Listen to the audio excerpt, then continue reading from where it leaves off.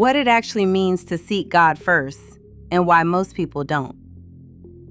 There's a difference between seeking God and saying you believe in God. And most people don't want to confront that difference because it exposes how little they're actually willing to do. Scripture never presents the truth as something casual, convenient, or molded to human comfort. From the beginning, the Most High reveals himself with specificity, his name, his commands, his structure, his boundaries. And yet people today move as if none of that matters, as if intention alone replaces alignment. It doesn't. If God reveals something in a particular way, that form is not optional. It is the standard.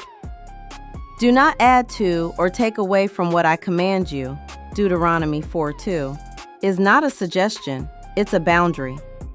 And if you cross that boundary, you are no longer walking in what was revealed. You're walking in what you've created.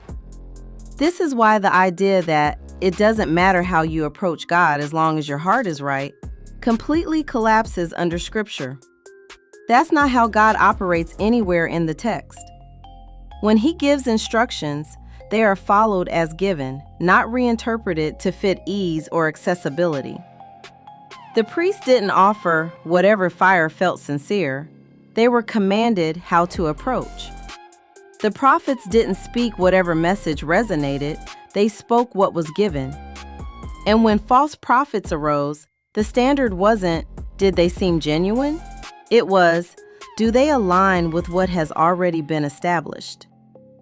Even if signs and wonders appear, if the message leads you away from the Most High, you reject it. Deuteronomy 13. That's the test. Not emotion, not experience, not popularity. Alignment.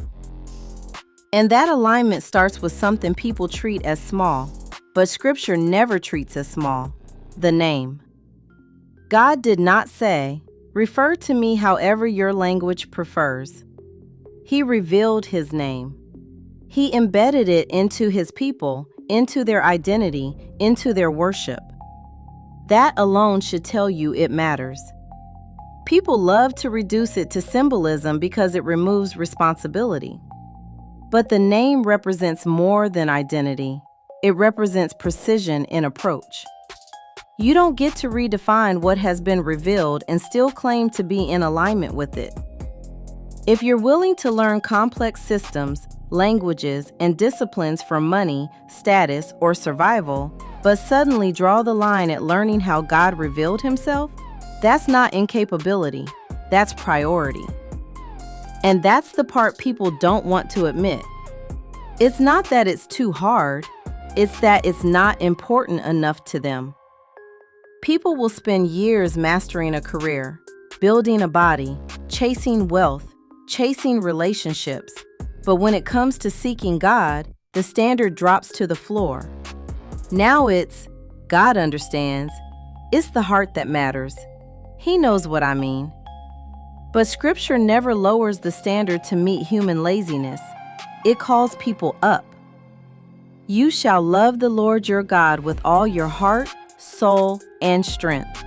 Deuteronomy 6:5 is not passive language. It implies effort, discipline, focus. It implies that seeking him is not something you do casually. It's something you orient your life around. That's why the path is narrow. Not because God is trying to be inaccessible, but because most people won't do what it takes to align themselves with truth when it requires change. It's easier to adapt truth to yourself than to reshape yourself to truth. But the entire pattern of Scripture is the opposite. Decrease yourself, align with what is revealed, and walk within those boundaries. God does not change. Malachi 3:6. That means his standards don't shift based on culture, language, or convenience. If something was true in how he revealed himself, it remains true. And anything that moves away from that, no matter how widely accepted, must be tested. So the real question isn't, do you believe? It's, what are you actually willing to do to align with what God revealed? Because your actions answer that question far more honestly than your words ever will.